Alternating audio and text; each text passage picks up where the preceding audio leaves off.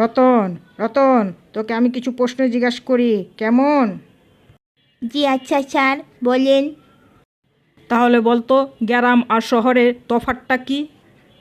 তফাৎ স্যার একটাই যে গ্রামের কুকুর পথে ঘাটে ঘুরে বেড়ায় আর গরুকে পালন করা হয়, আর শহরে কুকুরই পালন করা হয়, আর গরু শুধু কোরবানি দিয়ে হাটে বিক্রি করা হয়।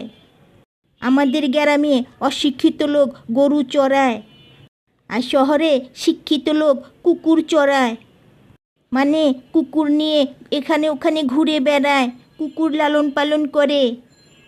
জীবনে কটু সত্য স্যার, অনাথ আশ্রমে গরিবের বাচ্চা পাওয়া যায়, আর বৃদ্ধাশ্রমে ধনীদের বাবা মা, বৃদ্ধ বাবা মা পাওয়া যায় স্যার। হ্যাঁ হ্যাঁ, ঠিক বলেছিস। সময়ের সাথে সাথে সব কেমন যেন বদলায় যায়। আগের দিন যেটাকে কাঁচকলা বলতো, আজ ওটাকেই